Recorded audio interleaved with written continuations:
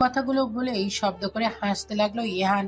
শুভ্রা তার দিকে তীব্র দৃষ্টিপাতে করে তারপর তার শরীরে কিলঘুষি মারতে লাগলো। ইহান হাসতে হাসতে সেগুলো প্রতিরোধ করতে লাগলো। শুভ্রা হঠাৎ ঠোঁট উল্টে কেঁদে ফেললো। ইহান তৎক্ষণাৎ ব্যস্ত হয়ে তার চোখ মুছে কান্না থামাতে থামাতে অস্থির কণ্ঠে বলল, আরে তুই হঠাৎ কেঁদে ফেলি কেন? আমি তো জাস্ট মজা করছিলাম। শুভ্রা তবুও ঠোঁট উল্টে আরো জোরে জোরে কাঁদতে কাঁদতে বলল, এমন বাজে মজা তুমি আর কখনো করলে আমি তোমায় একদম মেরে ফেলবো বলে দিলাম। খুব শখ না অন্য মেয়েদের দিকে চোখ তুলে তাকানোর? তোমাকে আর ওই মেয়ে দুটোকেই আমি মঙ্গল গ্রহে পাঠিয়ে দিব বলে দিলাম। আর তারপর তুই কি করবি? আমি আর কি করব, নতুন একটা হ্যান্ডসাম ছেলে দেখে বিয়ে করে নিব। মুহূর্তে ইহানের চোখ মুখ শক্ত হয়ে উঠল। সে শুভ্রার দুই কাঁধে শক্তভাবে আঁকড়ে ধরে দৃঢ় কণ্ঠে বলে উঠল, একটু আগে তুই কি বললি সেটা আরেকবার বল। শুভ্রা ভেতরে ভেতরে ঘাবড়ে গেল, বাইরে নিজেকে স্বাভাবিক রেখে বলল, বাহারে, তুমি অন্য মেয়ের দিকে চোখ তুলে তাকাতে পারলে আমি অন্য ছেলেকে পটিয়ে বিয়ে করতে পারবো না কেন শুনি? ইহান শুভ্রার দুই গাল শক্ত করে চেপে ধরে কঠোর কণ্ঠে বলতে লাগলো, অন্য ছেলেকে বিয়ে করা তো দূর, কারো দিকে চোখ তুলে তাকালেও তোকে আমি নিঃশেষ করে দেব। আর ওই ছেলের তো অস্তিত্বই বিলুপ্ত করে দেব। তুই জীবনে অথবা মরণে সবসময় কেবল আমারই। শুভ্রার মনটা মুহূর্তে উৎফুল্লতায় ছেয়ে গেল। অনুভূতির জোয়ারে ভেসে গেল মন। প্রাপ্তির সুখে তার দুই চোখ দিয়ে দুফোঁটা উষ্ণ অশ্রু গড়িয়ে পড়ল। ইয়ান হঠাৎ শুভ্রাকে জড়িয়ে ধরে গভীর আবেগীস্বরে বলে উঠল, ভালোবাসি তোকে সুইট বাটারফ্লাই। শুভ্রাও নিচু অথচ দৃঢ় কণ্ঠে বলে উঠল, আমিও তোমায় ভালোবাসি ইহান। ইহান এরপর শুভ্রাকে বুক থেকে উঠিয়ে নিয়ে চারিপাশে একবার সতর্ক দৃষ্টিতে নজর বুলিয়ে তৎক্ষণাৎ এক হাতে শুভ্রার কোমর পেঁচি ধরে অন্য হাতে তার মাথা নিজের কাছে টেনে এনে তার অধৈর্যরায় নিজের অধৈর্যগাল মিশিয়ে দিল। তারপর দৃঢ় থেকে দৃঢ়তর করল সেই চুম্বন। শুভ্র ইহানকে আঁকড়ে জড়িয়ে ধরে একইভাবে চুম্বন ও উষ্ণ আলিঙ্গনে করতে লাগলো। দুজন প্রেমিক যুগলের এই অন্তরঙ্গ মুহূর্তে গোধূলি লগ্ন হয়ে উঠল রোমান্টিক আবেগে পরিপূর্ণ। রাদের মনে আজকে যেন খুশির অন্ত নেই। সীমাহীন আনন্দে উচ্ছ্বসিত হয়ে আছে তার সমস্ত দেহমন। অবশ্য হবে না বা কেন, নিজের বিজনেস প্রতিষ্ঠিত করার পর, সেখানে মন প্রাণ দিয়ে লেগে থাকার পর আজকে সেই কোম্পানি সমৃদ্ধ ট্রাঙ্কিং পয়েন্টে এসে পৌঁছেছে। কোম্পানির প্রতিষ্ঠিতার আজ 6 মাস পূর্ণ হলো। এর মধ্যেই নিজের নিজস্ব কোম্পানির প্রতিষ্ঠিতর পাশাপাশি শেয়ার হোল্ডার হিসেবে আরো বড় কয়েকটি কোম্পানির সাথে যোগ দিয়েছে সে। আর শুরুতেই আশাতীত সাফল্য লাভ করেছে তার কোম্পানি। আর এই সাফল্যর সবচেয়ে বড় কারণ হলো ঈশা। সে তাকে প্রতিটা মুহূর্তে সাপোর্ট করেছে এবং অনুপ্রেরণা জুগিয়েছে। সেই সাথে রয়েছে তার বাবা মা এবং চাচা চাচি। নিজের রুমে একদম ফুলবাবু সেজে রেডি হচ্ছে রাত।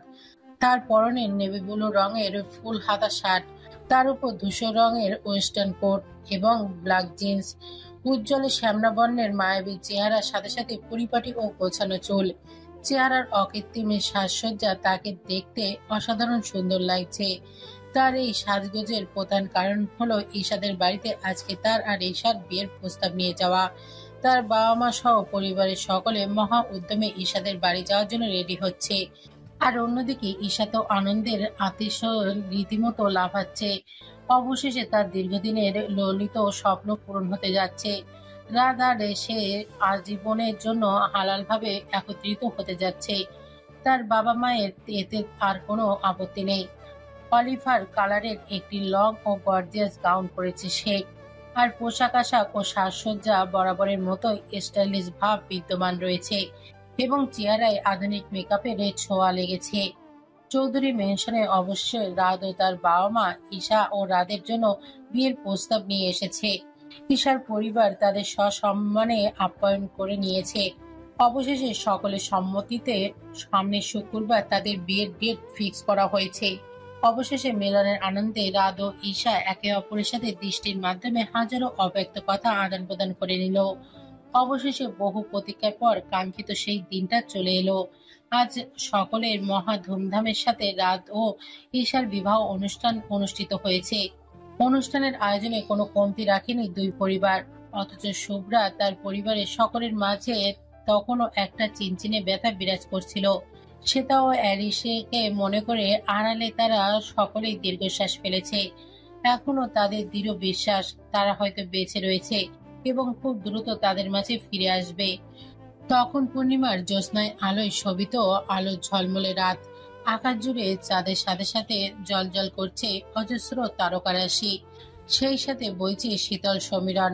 পূর্ণিমার আলো ঠিকরে প্রবেশ করছে রাতের রুমে, যেখানে ফুলের বিছানায় সজ্জিত বিছানায় বধূবেশে বসে রয়েছে ঈশা। একটি লাল টুকটুকে লেহেঙ্গা ও ভারী সাজসজ্জায় সজ্জিত রয়েছে সে। কারুকার্য খচিত একটি পাতলা লাল ওড়না দিয়ে তার মাথায় ঘোমটা দেয়া রয়েছে, সেটা তার মুখ অবধি ঢেকে রেখেছে। তার মাঝে এই মুহূর্তে ভয়, লজ্জা, জড়তা, সংকোচ, ভালো লাগা সবকিছু একত্রে বিরাজ করছে। হঠাৎ ধীর পায়ে রুমে প্রবেশ করলো রাত। তার পরনে লাল রঙের গর্জিয়াস শেরবানি ও পাজামা। রুমে প্রবেশ করে বিছানার দিকে তাকিয়ে থমকে গেল সে। মনের মাঝে কেমন একটা উথাল পাতাল করা অনুভূতি সৃষ্টি হলো তার। সেই সাথে ঠোঁটের কোণে ফুটে উঠল এক তৃপ্তি সূক্ষ্ম হাসি। রুমের দরজা লাগিয়ে দিয়ে গুটি গুটি পায়ে বিছানা গিয়ে ঈশার সামনে বসলো সে। তারপর তার ঘোমটা তুলে চিবুক ধরে তার মুখখানা নিজের দিকে ঘোরালো। তারপর ঈশার লজ্জামাখা সুশ্রী মুখ পানে বিমগ্ধ দৃষ্টিতে তাকিয়ে থেকে উচ্চারণ করলো, মাশাল্লাহ, অসাধারণ সুন্দরী আমার বউ। ঈশা লজ্জায় দৃষ্টি নামিয়ে নিল।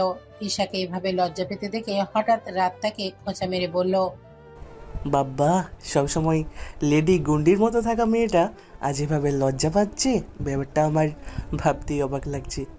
রাদের কথা শুনে ঈশার লজ্জামাখা মুখটা মুহূর্তেই রাগান্বিত হয়ে উঠল। সে রাদের দিকে তীক্ষ্ণ দৃষ্টিতে তাকিয়ে দাঁতে দাঁত চেপে বলল, কি আমি লেডি গুন্ডির মতো থাকতাম? তাহলে তুমি কি? তুমি তো ছিলে একটা মিচকে শয়তান। ভদ্র ছেলের মুখোশের আড়ালে আমাকে সারাক্ষণ জ্বালাতন করতে। আমি সেই সকল কথা ভুলে গেছি মনে করেছো? রাত ঈশার দিকে ফ্যালফাল দৃষ্টিতে কিছুক্ষণ তাকিয়ে থেকে পরক্ষণে একটা দীর্ঘশ্বাস ফেলে বলল, ছি, নিজের স্বামীকে কেউ মিচকে শয়তান বলে পাপ হবে না? তাহলে তুমি যে আমাকে লেডি গুন্ডি বললে তার কি? স্বামীকে বললে পাপ আর স্ত্রীকে বললে পাপ হয় না বুঝি? রাত দুই হাতে নিজের দুই কান ধরে বলল, আমার ভুল হয়েছে গো বউ, এবারের মতো মাফ করে দাও। রাদের চোখ মুখ দেখে ঈশা রাগ করে থাকতে পারল না। সে ফিক করে হেসে উঠল। তার প্রাণবন্ত খিলখিল হাসি দেখে রাদের মুখেও প্রফুল্ল হাসি ফুটে উঠল। সে আনমনে বিড়বিড় করে বলল, তোমাকে ভীষণ সুন্দর লাগে ফিকল বার্ড। ঈশা রাদের দিকে কিছুক্ষণ এক দৃষ্টিতে তাকিয়ে থাকলো। তারপরে তার গাল ধরে গভীর আবেগের সাথে বলতে থাকে, তোমাকেও হাসলে ভীষণ সুন্দর লাগে গো জামাই।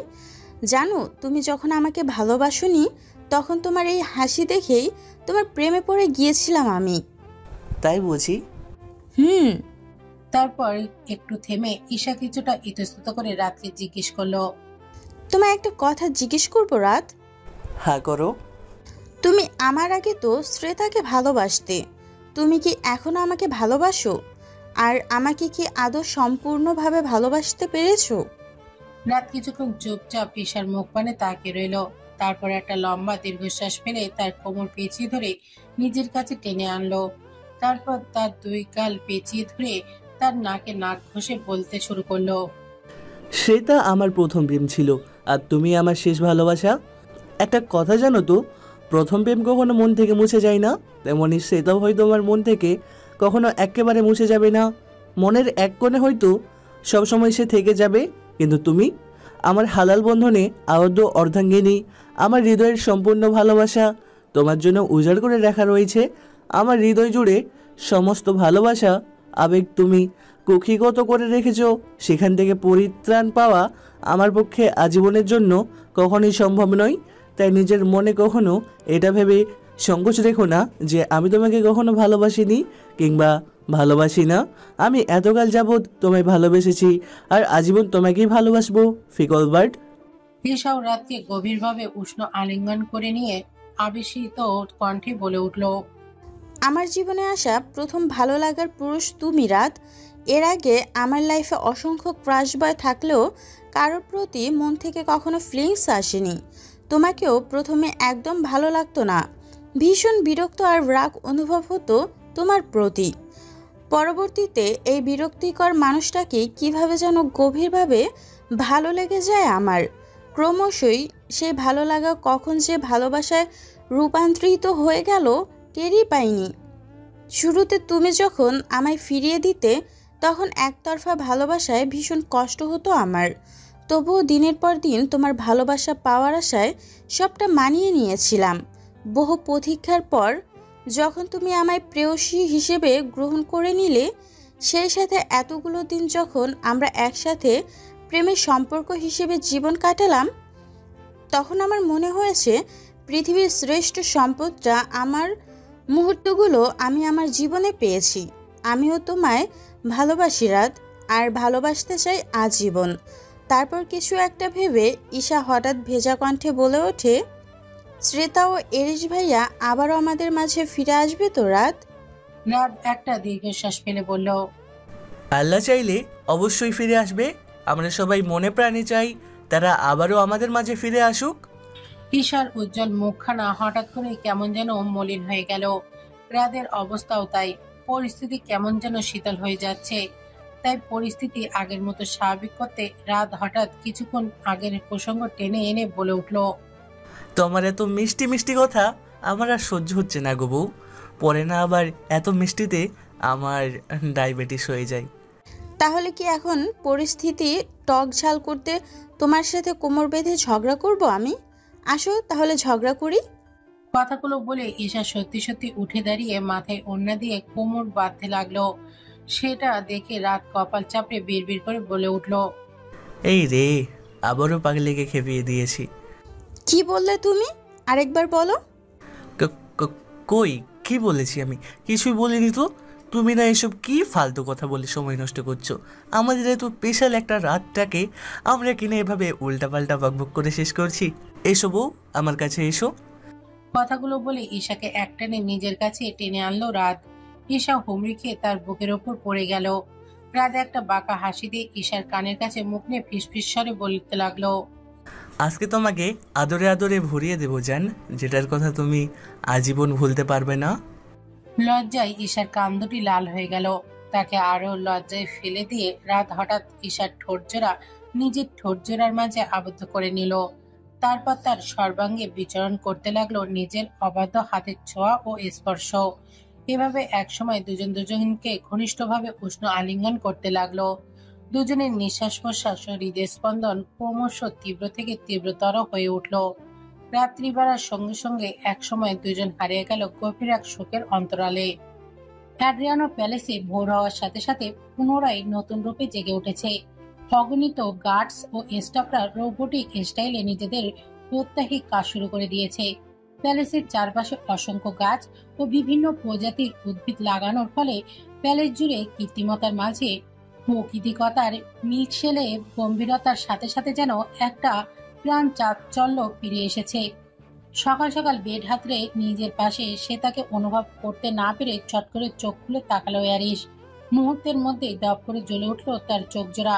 হুড়মুড় করে উঠে বসে চারিদিকে একবার সতর্ক দৃষ্টি বোলালো অ্যারিস। না, কোথাও সেটা নেই। উন্মুক্ত শরীরে উপরাংশে দ্রুত হাতে ধূসর রঙের একটা টি শার্টে জড়িয়ে নিল অ্যারিস। তারপর দ্রুত পায়ে বেরিয়ে গেল রুম থেকে। সিঁড়ি বেয়ে দোতলা থেকে নিচে নামতেই কিচেন কাউন্টার থেকে মেহেলির হাসাহাসি আর চাপা গুঞ্জনের আওয়াজ ভেসে এলো। অ্যারিস ভুরু কুঁচকে সেদিকে এগিয়ে যেতেই লক্ষ্য করল কিচেনের দায়িত্বের অবস্থানরত ফিমেল স্টাফ ও শেফরা ফর্মাল ড্রেস আপে এক কোণে গুটিসুটি মেরে দাঁড়িয়ে রয়েছে।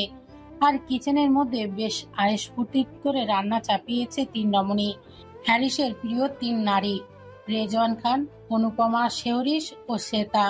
রেজওয়ান খানও বর্তমানে শ্বেতার সত্যিটা জানেন, তাই তিনিও তাকে আগের মতো করেই মেনে নিয়েছে। কেন যেন দৃশ্যটা দেখে অস্থির হ্যারিসের মনটা মুহূর্তের মাঝে একটা শান্তিপূর্ণ শীতলতা ছেয়ে গেল। প্রথমবারের মতো অনুভব হলো তার একটা পূর্ণাঙ্গ পরিবার রয়েছে, ভালোবাসার মানুষগুলো তার সাথেই রয়েছে। একটা দীর্ঘশ্বাস ফেলে হ্যারিস কিচেনের দরজার কাছে গিয়ে বুকে হাত ভাঁজ করে দেয়ালের সাথে ঠেস মেরে দাঁড়িয়ে রইল। হ্যারিসকে দেখে উপস্থিত সকলের গল্প গুজব ও হাসাহাসি মুহূর্ত থেমে গেল। অথচ হ্যারিস নির্নিমেষ দৃষ্টিতে ও গম্ভীর মুখে তাদের দিকেই তাকিয়ে আছে। কিছুক্ষণের মধ্যে নীরবতা ভেঙে রেজওয়ান খান হাসি মুখে বলে উঠলেন, তুমি এসে গেছো, ভালোই হয়েছে দাদু ভাই। বৌমা নাতবো দুজন আজকে নিজেদের হাতেই রান্না করবে জেদ ধরেছিল, তাই ভাবলাম আমিও তাদের সাথে যোগ দিই। অনেক দিন হলো নিজ হাতে রান্না করা হয় না। এত এত স্টাফ আর শেফস থাকতে তোমাদের কিচেনে রান্না করার কি দরকার ছিল? অনুপমা শেহরিশ ওভেনের চিকেন কারি চামচ দিয়ে নাড়তে নাড়তে হাসি মুখে বললেন, শেফাদের রান্না আর নিজের প্রিয়জনদের হাতের রান্না বুঝি এক হলো বাবা? প্রিয়জনদের হাতের খাবারের স্বাদ যে স্বাদ থাকে সেটা অন্য কোথাও শত খুঁজেও তুমি পাবে না। শ্বেতা নিজে শাশুড়ি মায়ের সাথে তাল মিলিয়ে বলে উঠল, একদম ঠিক বলেছো মা। আমরা সবাই মিলে এত সুস্বাদু সুস্বাদু বাঙালি খাবার রান্না করেছি, সেটা কি ওই ইটালিয়ান শেফরা বানাতে পারবে? আর ওই তো একদম বিদেশি লতা পাতা খেতে খেতে মুখ বিষাদ বানিয়ে ফেলেছেন। তাই তো এরকম ঝরঝরে চিকন চালের ভাত, সর্ষে ইলিশ, গরুর মাংসের কালা ভুনা, রুই মাছের ঝোল, কাতলা মাছের দো পেঁয়াজা, দেশি মুরগির মাংস, ডালের চচ্চড়ি ওনার মুখে একদমই সহ্য হবে না। কথাটা বলে অ্যারিসের দিকে একবার মুখ ভেঙচি কাটল শ্বেতা। রেজওয়ান খান ও অনুপমা শেহরিন ওর কাণ্ড দেখে মুখ টিপে হাসলেন।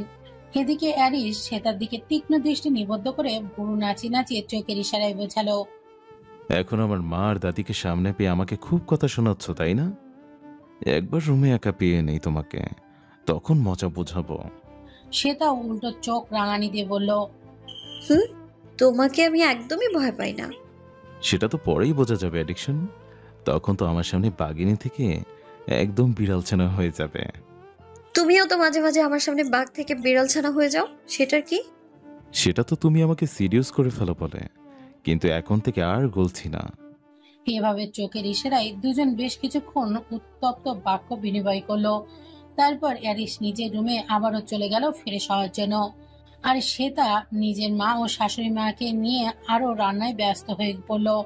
অ্যাড্রিয়ানো প্যালেসের বিশাল বড় কনফারেন্স রুমে এই মুহূর্তে মাফিয়াদের খুব গুরুত্বপূর্ণ একটা মিটিং অনুষ্ঠিত হচ্ছে। তাই এই রুমের বাইরে ও আশেপাশে অত্যন্ত কড়া সিকিউরিটি গার্ডের ব্যবস্থা করা রয়েছে। অত্যন্ত গম্ভীরতার সাথে আনুষ্ঠানিকভাবে অনুষ্ঠিত হচ্ছে সেই মিটিং। মূলত এই সময়টার জন্য আলাদাভাবে কিছু করা রুলস ও রেগুলেশন চালু রয়েছে। মিটিং এর সময় কেউ কনফারেন্সের রুমে নির্দিষ্ট সীমা অতিক্রম করতে পারবে না এবং প্যালেসের কেউ এটার আশেপাশে ঘেঁষতে পারে না। অগণিত মাফিয়া গ্যাংস্টার ও তাদের কর্মচারীদের ভিড়ে সকলের মধ্যমণি হয়ে একটি রয়্যাল সোফায় ফর্মাল ব্ল্যাক আউটফিটের পায়ের উপর পা তুলে অত্যন্ত গাম্ভীর্যতার সাথে ব্যক্তিত্ব সহকারে বসে রয়েছে অ্যারিস। অসাধারণ ও প্রফেশনাল বাক্য বিনিময়ের মাধ্যমে সকলের সাথে গুরুত্বপূর্ণ ডিল ও টপিক নিয়ে ডিসকাশন করছে সে। তার সাথে ফারান সহ আরো অসংখ্য ব্যক্তিগত কর্মচারী রয়েছে। তারা তাকে বিভিন্ন গুরুত্বপূর্ণ বিষয়ে মতামত দিয়ে সহায়তা করছে। হঠাৎ করে কনফারেন্সের রুমে চিরাচরিত নিয়মে ব্যতিক্রম ঘটিয়ে মিটিং রুমের দরজা খুলে দ্রুত পায়ে ভেতরে প্রবেশ করলো শ্বেতা। এত গাম্ভীর্যপূর্ণ একটা পরিবেশের মাঝে হঠাৎ করে একজন সুদর্শনা ও অপরিচিত মুখের আগমন ঘটায় উপস্থিত সকলেই তার দিকে বিস্মিত নিয়ে তাকিয়ে রইল। অবশ্য অ্যারিস ও শ্বেতার বিয়ের অনুষ্ঠানে উপস্থিত থাকা অনেকেই শ্বেতাকে চেনে, তবে বর্তমানে বেশিরভাগই অচেনা সে। তবে যারা তাকে বিয়ের অনুষ্ঠানে দেখেছিল তারা বেশ বিস্মিত হয়েছে, কারণ শ্বেতার চেহারার গড়ন অনেকটা পরিবর্তন হয়ে গিয়েছে। শ্বেতাকে হঠাৎ কনফারেন্স রুমে দেখে অ্যারিস প্রথমে প্রচন্ড বিস্মিত হলেও পরক্ষণে প্রচন্ড রাগ উঠে গেল তার, কারণ উপস্থিত এত এত ভয়ঙ্কর গ্যাংস্টার ও মাফিয়াদের মাঝে নিজের একান্ত দুর্বলতাকে কখনোই সামনে আনতে চায় না অ্যারিস। তার উপর এতগুলো পুরুষের দৃষ্টি এই মুহূর্তে শ্বেতার উপর স্থির, যারা এখনো অপলক দৃষ্টিতে তার দিকে তাকিয়ে রয়েছে। ব্যাপারটাই প্রচন্ড রাগান্বিত হয়ে উঠল অ্যারিস। তাতে দাঁত চেপে হাত জোড়া মুষ্টিবদ্ধ করে নিল সে। চোখ দুটো কেবল লাল টকটকে হয়ে উঠল। হ্যারিসের রাগান্বিত মুখশ্রী এবং এত এত মানুষকে তার দিকে ড্যাবড্যাব করে তাকিয়ে থাকতে দেখে বেশ ঘাবড়ে গেল শ্বেতা। কয়েকটা শুকনো ঢোক গিলে সে মনে মনে ভাবল, এত উত্তেজিত হয়ে সরাসরি মিটিং কনফারেন্স রুমে তার ঢুকে পড়া উচিত হয়নি। এর জন্য না জানি অ্যারিস তাকে কি শাস্তি দেয়। সে তার কনফারেন্স রুমে প্রবেশের কিছুক্ষণের মধ্যেই কয়েকজন কালো পোশাক ও অস্ত্রধারী গার্ড সেখানে ছুটে আসলো। সে তার পেছনে দাঁড়িয়ে পড়ে তারা অ্যারিসের উদ্দেশ্যে বিনীত ভঙ্গিতে মাথা নত করে ভয়ার্ত কণ্ঠে বলতে লাগলো, আমরা ম্যামকে আসতে দিতে চাইনি স্যার, উনি জোর করে ভিতরে ঢুকে গিয়েছেন আর আমরা তার সাথে কোনো ধরনের বেয়াদবি করতে পারিনি, কারণ তাকে টাচ করা তো দূরে থাক, তার দিকে চোখ তুলে তাকাতেও আপনি আমাদের নিষেধ করেছেন। হ্যারিসের স্থির ও অবিচল দৃষ্টিতে শ্বেতার দিকে তাকিয়ে রইল। শ্বেতা আমতা আমতা করে কিছু বলার চেষ্টা করলেই হ্যারিস হঠাৎ দৃঢ় ভঙ্গিতে উঠে দাঁড়িয়ে অত্যন্ত রাশভারী আওয়াজে সকলের উদ্দেশ্যে ঘোষণা করল, আজকের জন্য মিটিং ক্যান্সেল। আর এরপর থেকে কোনো মিটিংয়ে অ্যাডিয়ানো প্যালেসে অনুষ্ঠিত হবে না। মিটিংয়ের জন্য অন্য জায়গায় আলাদা কনফারেন্স হল তৈরি করব আমি। কথাগুলো বলে শ্বেতার দিকে এগিয়ে গিয়ে তার হাত শক্ত করে ধরে হনহন করে বাহিরে বেরিয়ে গেল হ্যারিস, আর পেছনে রেখে গেল একঝাঁক বিস্মিত মানুষদের। তোমাকে বারবার মানা করেছিলাম না এই প্যালেসের বাইরে কোনো পুরুষ মানুষের সামনে না আসতে, অথবা কনফারেন্স রুমে মিটিং চলাকালীন তার আশেপাশে না ঘেঁষতে। তোমার জন্য সমস্ত গার্ডদের কঠোরভাবে আমি নিষেধাজ্ঞা দিয়েছি তোমার দিকে চোখ তুলেও না তাকানোর জন্য। যে কখনো ভুলক্রমেও তাকিয়েছে তাকে কঠোর শাস্তি দিয়েছি আমি। আর সেই তুমি কি করে এতগুলো গ্যাংস্টার আর মাফিয়াদের সামনে চলে গেলে? তুমি কি লক্ষ্য করেছিলে ওরা তোমার দিকে কি রকমের দৃষ্টিতে তাকিয়েছিল? এক হাতে সে তার দুই হাতে পিঠমোড়া করে খুব শক্তভাবে চেপে ধরে এবং অপর হাতে তার চুলের মুঠি ধরে দাঁতে দাঁত চেপে প্রচন্ড ক্ষুব্ধস্বরে কথাগুলো বলল হ্যারিস। অপরদিকে সেটা প্রচন্ড ব্যথায় চোখ মুখ কুঁচকে নিল, সেই সাথে চোখ থেকে দুফোঁটা অভিমানী অশ্রু গড়িয়ে পড়ল তার। এতদিন যাবৎ এই দীর্ঘ সময়ে কখনো হ্যারিস তার সাথে এভাবে কথা বলেনি কিংবা এরকম ব্যবহার করেনি, অথচ আজ হঠাৎ এমন ব্যবহার করার সে তার মনে আকাশ কালো মেঘ ছেয়ে গেছে। অবশ্য এতে তারও দোষ ছিল, সেটাও অস্বীকার করার উপায় নেই। সে তার বেদনা বিঘ্নিত কণ্ঠে বলল, আর ছাড়ো এরিস, আমার ভীষণ ব্যথা লাগছে। হ্যারিস সে তার হাত দুটো আরো জোরে মুচড়ে দিয়ে আগের মতো করেই বলল, আমারও ভীষণ ব্যথা লেগেছিল। জানো কখন? যখন ওই বাস্টার্ডগুলো তোমার দিকে অন্যরকম দৃষ্টিতে তাকিয়েছিল। এই যে এইখানে ব্যথা লেগেছিল। কথাগুলো বলেই সে তাকে আঙুল দিয়ে নিজের হৃৎপিণ্ডের দিকে নির্দেশ করে দেখালো হ্যারিস। সে তা অশ্রুসিক্ত দৃষ্টিতে একবার সেখানে আর একবার হ্যারিসের মুখ পানে তাকালো, অথচ হ্যারিসের চোখে মুখে এখনো ভয়ঙ্কর ক্রোধ খেলা করছে, রাগে গজগজ করছে সে তা কয়েক ফোঁটা অশ্রু বিসর্জন দিয়ে দৃঢ় কণ্ঠে জিজ্ঞেস করলো, কিন্তু আমাদের বিয়ের দিন তো তুমি বলেছিলে সমগ্র মাফিয়া টেরিটরির সামনে আমাকে পরিচয় করিয়ে দিয়েছো তুমি, তবুও কারো সাধ্য নেই তোমার কাছ থেকে আমাকে ছিনিয়ে নেয়ার কিংবা আমার দিকে কুদৃষ্টি দেওয়ার। তাহলে আজকে এরকম রিয়াক্ট কেন করছো? হ্যারিস ঘন ঘন কয়েকটা নিঃশ্বাস ফেলে সে তার হাত দুটি ও চুলের মুঠি ছেড়ে দিয়ে তার কোমর পেঁচিয়ে ধরে একটানে নিজের কাছে নিয়ে আসলো। তারপর তার দুই গাল চেপে ধরে চিবিয়ে চিবিয়ে বলতে লাগলো, হ্যাঁ, আগেও বলেছি আর এখনো বলছি, সমগ্র মাফিয়া টেরিটরি কেন, বিশ্ববাসী জানবে তুমি আমার ওয়াইফ, এরিস অ্যাড্রিয়ানোর ওয়াইফ। কিন্তু কেউ তোমার দিকে চোখ তুলে তাকানোর স্পর্ধাও করতে পারবে না। এতদিন পর্যন্ত কেউ সেটা করার সাহস পর্যন্ত পায়নি, অথচ আজকে পেয়ে গেল। কারণ সব জায়গায় তোমাকে উপস্থাপন করা যায় না। পরক্ষণেই অ্যারিসের ঠোঁটের কোণে একটা বাঁকা হাসি খেলে গেল। সে তার কানের কাছে মুখ নিয়ে ফিসফিস করে বলল, বাট ডোন্ট ওয়ারি ওয়াইফ, যারা যারা তোমার দিকে চোখ তুলে তাকিয়েছে আজকের পর থেকে আর তাদের চোখ দুটো অবশিষ্ট থাকবে না। হ্যারিসের ঠান্ডা কণ্ঠের হুঁশিয়ারিতে সে তা কেঁপে উঠল। হ্যারিসের দিকে বিস্ফোরিত দৃষ্টিতে তাকিয়ে সে বলে উঠল, তুমি আবারও ওই পাগলামোতে মেতে উঠবে? হ্যারিস সে তার গলায় ও ঘাড়ে মুখ ঘষতে ঘষতে হাসি কণ্ঠে বলল, তোমার জন্য আমার পাগলামি আজীবন উন্মুক্ত থাকবে অ্যাডিকশন। কিন্তু তুমি যে মায়ের কাছে বলেছিলে তুমি মাফিয়া টেরিটরি ছেড়ে দিবে। হ্যারিস এবার মুখ উঠিয়ে সে তার মুখের দিকে অবাক দৃষ্টিতে তাকিয়ে প্রশ্ন করলো, এই কথা তুমি জানলে কিভাবে? সে তার স্বতঃস্ফূর্ত উত্তর ভেসে এলো, মা যেদিন তার অতীত কাহিনী তোমাকে শোনাচ্ছিলেন সেদিনের সকল কথাবার্তা আমি আড়াল থেকে শুনে ফেলেছিলাম, কিন্তু কখনো তোমাদেরকে সেটা বুঝতে দেইনি। মাফিয়া কিংবা অন্ধকার জগৎ কখনো পুরোপুরি ছেড়ে দেওয়া যায় না। একবার সেখানে প্রবেশ করা মানে আজীবনের জন্য সেখানে বন্দী হয়ে যাওয়া। এখানে প্রবেশ করার উপায় আছে, কিন্তু উত্তরণের উপায় নেই। কারণ হাতে একবার রক্ত লেগে গেলে সেটা কখনো মোছা যায় না। আমার করা বিশাল সাম্রাজ্য আমি ছেড়ে দিলেও সেটা আমার পিছু ছাড়বে না। পিছু ছাড়বে না আমার অগণিত শত্রু, তাদের কালো ছায়া। মৃত্যু আমাকে তাদের মোকাবেলা করে যেতে হবে। তবে আমি যথাসম্ভব চেষ্টা করব সেসব থেকে বেরিয়ে আসার জন্য। আমার অন্ধকার জগৎকে সম্পূর্ণরূপে প্রতিকার করতে না পারলেও প্রতিরোধ করে যেতে হবে আমায়। সে তা হঠাৎ হ্যারিসের হাত দুটো চেপে ধরে দৃঢ় কণ্ঠে বলে উঠল, তোমার লড়াইয়ে আজীবন আমি তোমার সহসঙ্গীর ভূমিকা পালন করব। মৃত্যুর আগ অবধি আমি তোমার হাত ছাড়ব না। হ্যারিস কয়েক মুহূর্ত পলকহীন দৃষ্টিতে শ্বেতার দিকে তাকিয়ে রইল। তার চোখে মুখে সন্তুষ্টির ছায়া দেখা গেলেও সেটা সে মুখে প্রকাশ করলো না। তারপর অ্যারিস হঠাৎ করে শ্বেতাকে বেডে ছুঁড়ে ফেলে দিল। শ্বেতা কিছু বুঝে ওঠার আগেই অ্যারিস তার উপর ঝাঁপিয়ে পড়ে ওর সম্পূর্ণ দেহটা নিজের আয়ত্তে নিয়ে নিল। এক হাতে শ্বেতার কোমর পেঁচিয়ে ধরে অন্য হাতে তার দুই হাত কবজি একত্রে ধরে মাথার ওপরে নিয়ে রাখলো।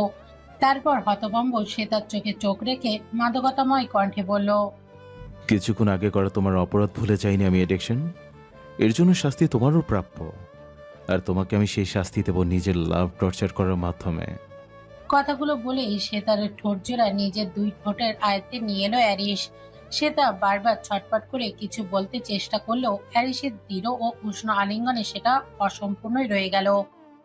অ্যাডিকশন, অ্যাডিকশন, দরজা খোলো বলছি। আর একটা সেকেন্ড দেরি হলে কিন্তু আমি দরজা ভেঙে ফেলবো।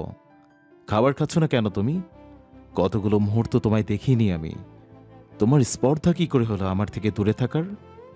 দরজা ধাক্কাতে ধাক্কাতে বেশ জোরে জোরে চেঁচিয়ে কথাগুলো বলল অ্যারিস। যদিও পিন কোড ব্যবহার করে দরজা খোলা যায়, তবে সেটা আগেই সেটা পরিবর্তন করে দিতে ভেতর থেকে দরজা লক করে দিয়েছে। বেশ কয়েক ঘন্টা ধরে সে খাবারও খাচ্ছে না, আর কারোর সাথে কথাও বলছে না। রেজওয়ান খান ও অনুপমা শেহরিন এতে বেশ চিন্তিত হয়ে পড়েছে। তারা অসংখ্যবার ডাকলেও সেটা কোনো সাড়া দেয়নি। তারপর কথাটা অ্যারিসের কানে যেতেই সে প্রচন্ড উত্তেজিত হয়ে পড়ে। একসময় ধৈর্য সীমা ভেঙে গেলে অ্যারিস দরজা ভাঙার সিদ্ধান্ত নেয়, কিন্তু তাকে অবাক করে দিয়ে ঠিক সেই মুহূর্তেই সে তার দরজা খুলে দেয়। তবে তার চোখ মুখ বেশ নিষ্প্রাণ ও মলিন লাগছে। অ্যারিস কিছু মুহূর্তের জন্য থমকে গেলেও পরক্ষণের আগে তার মাথা চড়বড়িয়ে ওঠে। সে তার দুই কাঁধ শক্ত করে চেপে ধরে রাগান্বিত কণ্ঠে বলতে থাকে, এভাবে দরজা বন্ধ করে বসেছিলে কেন তুমি? জানো কতটা টেনশনে পড়ে গিয়েছিলাম আমি? মাম্মার দাদি যেন ভীষণ চিন্তায় পড়ে গিয়েছিল। আমাদের টেনশনে ফেলে কি খুব আনন্দ পাচ্ছিলে তুমি? সে তার কাঁধ ঝাঁকিয়ে কথাগুলো বলল অ্যারিস। সে তা তবুও নিরুত্তর, যেটা দেখে অ্যারিস বেশ অবাক হলো। সে হঠাৎ সে তার দুই গাল আলতো করে চেপে ধরে কণ্ঠ যত সম্ভব নরম করে বলল, কি হয়েছে তোমার অ্যাডিকশন? তোমার চোখ মুখ এমন মলিন আর ভীষণও লাগছে কেন? কি হয়েছে আমাকে খুলে বলো। অ্যারিসের নরম কথাবার্তায় শ্বেতা হঠাৎ ঠোঁট উল্টে কেঁদে দিল, যার জন্য অ্যারিস কিছুটা হতভম্ব হয়ে গেল। শ্বেতা অ্যারিসের বুকে কয়েকটা কিল বসিয়ে দিয়ে কান্না বিজড়িত কণ্ঠে বলতে লাগলো, তুমি খুব খারাপ এরিস। তুমি আমার একটা কথাও শোনো না, না জেনে আমার সাথে সবসময় উল্টাপাল্টা কাজ করো তুমি। আবার কি করলাম আমি? শ্বেতা হেসকি তুলে কাঁদতে কাঁদতে নাক টানতে টানতে বলল, আমি তোমার একটা খুশির সংবাদ দিতে উত্তেজিত হয়ে কনফারেন্স রুমে দৌড়ে গিয়েছিলাম। ওই লোকগুলো আমার দিকে ওভাবে তাকিয়েছিল, ওটা কি আমার দোষ? তারপরেও তুমি আমার কথা না জেনে না শুনে নিজের মন মর্জি চালালে। আমাকে শরীরের কতটা ব্যথা দিয়েছো তুমি। কথাগুলো বলে আবারও কাঁদতে লাগলো শ্বেতা। হ্যারিস একটা দীর্ঘশ্বাস ফেলে তার চোখের পানি মুছে দিতে দিতে শান্ত অথচ শীতল কণ্ঠে বলল, কি করবো বলো অ্যাডিকশন? তোমার প্রতি অন্য কারো সামান্যতম দৃষ্টি যে আমার সহ্য হয় না। সত্যি বলতে আমার ভালোবাসার ধরনটাই এমন, আর সত্যিকার অর্থে আমার আসক্তিময় কঠোর ভালোবাসাই তোমাকে আজীবন সহ্য করে যেতে হবে। শ্বেতা অ্যারিসের বুকের কাছে জোরে একটা কামড় বসিয়ে দিয়ে দাঁতে দাঁত চেপে বলল, এরকম একটা সুযোগ শুধু আমি পাই, তখন দেখবে তোমার কি নাজেহাল অবস্থা করি আমি। হ্যারিস শ্বেতাকে একটা বাঁকা হাসি উপহার দিয়ে তৎক্ষণাৎ বলে উঠল, মহারানীর রাতে শিরোধার্য। এবার বলো কি তোমার সেই খুশি সংবাদ, যেটা দেওয়ার জন্য তুমি এত উত্তেজিত হয়ে পড়েছিলে? হ্যারিসের শেষ কথাগুলো শুনে শ্বেতা উত্তেজনা একদম থেমে গেল যেন। মুহূর্তেই তার চোখে মুখে ভর করলো একরাশ উপচে পড়া খুশি, আনন্দ ও কিছুটা সংকোচ। হ্যারিস সেটা লক্ষ্য করে তার চিবুক ধরে মুখখানা নিজের দিকে ঘুরিয়ে সন্দিগ্ধ কণ্ঠে জিজ্ঞেস করলো, কি হলো বলো, কি সেই খুশি সংবাদ? শ্বেতা অনেকক্ষণ সময় নিয়ে নিজেকে প্রস্তুত করে একটা দীর্ঘশ্বাস ফেলে হঠাৎ অ্যারিসের একটা হাত নিজের পেটের কাছে নিয়ে রাখলো। তারপর তার কানের কাছে মুখ নিয়ে ফিসফিস করে অতি মোলায়েম কণ্ঠে বলল, আই প্রেগন্যান্ট। কথাটা বলে অ্যারিসের মুখ পানে তাকিয়ে একটা মুচকি হাসি রেখা টানলো শ্বেতা। অথচ অ্যারিস অবিশ্বাস্য ও বিস্ফোরিত দৃষ্টিতে শ্বেতার দিকে তাকিয়ে রইল। তারপর তার দৃষ্টি আপনা আপনি চলে গেল তার হাত ধরে রাখা শ্বেতার তলপেটের দিকে। কয়েক মুহূর্তে স্তব্ধ হয়ে তাকিয়ে থাকার পর অ্যারিস হঠাৎ অত্যন্ত উত্তেজিত হয়ে দুই হাতে শ্বেতাকে কোলে নিয়ে ঘূর্ণিত মতো চারিদিকে ঘুরপাক খেতে লাগলো। আর প্রবল উচ্ছ্বসিত কণ্ঠে চিৎকার করে বলতে লাগলো, আমি বাবা হচ্ছি অ্যাডিকশন, আর তুমি মা। আবারও আমাদের সন্তান পৃথিবীতে আসতে চলছে। ইয়াহু! এদিকে ক্রমাগত ঘূর্ণিতে সে তার মাথার চক্কর দিতে লাগলো। তাই সে চোখ দুটি খিচে বন্ধ করে অস্থির কণ্ঠে বলতে লাগলো, আমাকে নামাও প্লিজ, প্রচন্ড ভয় লাগছে আমার। এরপর অ্যারি সে তাকে বিছানায় শুয়ে দিয়ে তার তলপিঠে উন্মুক্ত করে সেখানে অতি যত্ন সহকারে হাত বোলাতে বোলাতে কয়েকটা চুমু খেলো। তারপর সে তার চোখ মুখে অগণিত চুমু খেলো। ঠিক প্রথমবার তার সন্তান আগমনের খুশির মতো আজকেও তার তেমন খুশি অনুভব হলো। তারপর সে তার কপালে কপাল ঠেকিয়ে চোখ দুটো বন্ধ করে অ্যারিস উত্তেজিত অথচ ফিসফিস করে বলতে লাগলো, ধন্যবাদ তোমায় দ্বিতীয়বার আমাকে বাবা হওয়ার সুযোগ করে দেওয়ার জন্য, আমার ভাঙা হৃদয়টাকে শীতল করে দেওয়ার জন্য। সে তাও চোখ জোড়া বন্ধ করে একই কণ্ঠে বলে উঠল, তোমাকেও ধন্যবাদ এরিস, আমাকে পুনরায় মা হওয়ার সুযোগ দিয়ে পরিপূর্ণতা দেওয়ার জন্য। এবার আর আমার সন্তানকে হারাতে দেব না আমি। সমগ্র দুনিয়ার বিরুদ্ধে লড়াই করে হলেও তাকে আগলে রাখবো আমি। আমিও এবার আমার সন্তানের গায়ে কোনো একটা আঁচ পর্যন্ত লাগতে দিব না। সমগ্র ইতালি জানবে আমার বাবা হওয়ার সুসংবাদের কথা। ইতালির প্রত্যেকটা শহরে শহরে আনন্দের বন্যা বইয়ে দেব আমি। আগে নিজের পরিবারের মানুষদের তো মিষ্টি মুখ করাও। তোমাকে সবার আগে এই খুশির খবর দিব বলে আর কাউকে এই কথাটা জানাইনি আমি। ও হ্যাঁ, তাই তো। কিন্তু তার আগে তো আমায় মিষ্টিমুখ করাতে হবে। সেটা কিভাবে? এভাবে বলেই আবারও সে তার অদরে অদর ডুবিয়ে দিল অ্যারিস। সে তা একটা দীর্ঘশ্বাস ফেলে মনে মনে ভাবলো, এই লোকটা জীবনেও পাল্টাবে না। হ্যারিস ও সে তার ওই সন্তান আগমনের খবর পেয়ে সমগ্র অ্যাড্রিয়ানো প্যালেস আজ অত্যন্ত সুন্দরভাবে সেজে উঠেছে। ইটালির বিভিন্ন শহরে অসংখ্য ধনী ও প্রভাবশালী ব্যক্তিবর্গ সেখানে এসে উপস্থিত হয়েছে। খুব জাঁকজমকপূর্ণ একটি পার্টির আয়োজন করা হয়েছে। এই মুহূর্তে গোটা ইটালি জেনে গেছে অ্যারিস অ্যাড্রিয়ানো বাবা হতে চলেছে। তাই ইটালির বিভিন্ন শহরে শহরে উৎসবের আয়োজন শুরু হয়ে গিয়েছে। ব্ল্যাক গিল্টার গাউন পরিহিত শ্বেতা এবং ব্ল্যাক শুট জিন্স পরিহিত অ্যারিসকে একদম পারফেক্ট কাপড় লাগছে। অনুষ্ঠানের সকলের মধ্যমণি তারা। যখন দুজন একে অপরের সাথে মিলে কাপল ডান্স করছিল তখন সবাই উচ্ছ্বসিত কণ্ঠে বলছিল, they are meet for each other. এই পার্টিতে নামি দামি গেস্টদের সাথে আরো উপস্থিত ছিল Farhan, Valeria, Amelia, Mr Latif Abrar Sheikh ও মিসেস সামিরা আবরার শেখ। শ্বেতা ও অ্যারিসের এই বিশেষ দিনটিতে শেখ দম্পতি উপস্থিত না থেকে কিছুতেই পারছিলেন না। পার্টির এক ফাঁকে শ্বেতার সাথে দুজন কুশল বিনিময় করলেন। বহুদিন পর নিজের কন্যারূপী মাহিরাকে দেখতে পেয়ে তাদের যেন অন্তর শীতল হলো। তেমনি শ্বেতা তাদেরকে দেখে আবেগ আপ্লুত হয়ে পড়ল। কথাবার্তার এক পর্যায়ে হঠাৎ মিসেস সামিরা ভেজা কণ্ঠে বলে উঠলেন, তুই তো নিজের আসল পরিচয় জানিস মা, নিজের আসল পরিবারকেও পেয়ে গিয়েছিস। কিন্তু আমরা তো তোকে পেয়ে নিজেদের মেয়ে হিসেবে বুকে আগলে নিয়েছিলাম। আমাদের এক মেয়ে চলে গেছে আর তুই এসে সেই শূন্যস্থান পূরণ করেছিলি। এখন তুইও যদি আমাদের ছেড়ে চলে যাস তাহলে আমরা কি নিয়ে বাঁচবো বল? আবারও তো নিঃসন্তান হয়ে যাব আমরা। শ্বেতা মিসেস সামিরার হাত চেপে ধরে অত্যন্ত আবেগঘন কণ্ঠে বলতে লাগলো, আমি তোমাকে আর বাবাকে কখনো ভুলিনি মাম্মা, আর না কখনো ভুলতে পারবো। তুমি আর বাবা হলে আমার দ্বিতীয় বাবা মা। তোমরা আমায় নতুন রূপে দ্বিতীয়বার জন্ম দিয়েছিলে, তাই আমি তোমাদের ছেড়ে যাওয়ার কথা কখনো ভুলেও কল্পনা করতে পারবো না। কিন্তু সেই সাথে আমার আসল পরিবারের কাছেও তো আমায় ফিরে যেতে হবে, কারণ আমার মন বলছে তারা এখনো আমার পথ চেয়ে বসে আছে। মিসেস সামিরা অস্থির হয়ে শ্বেতাকে জিজ্ঞেস করলেন, তাহলে তুই কি একেবারের জন্য আমাদের কাছে ফিরে যাবি? হ্যাঁ, আমাকে যেতেই হবে। তবে আমি তোমাদের মেয়ে হয়েও থাকবো। তোমাদের সাথে আমার সম্পর্কটা আর যোগাযোগটা আজীবন থাকবে।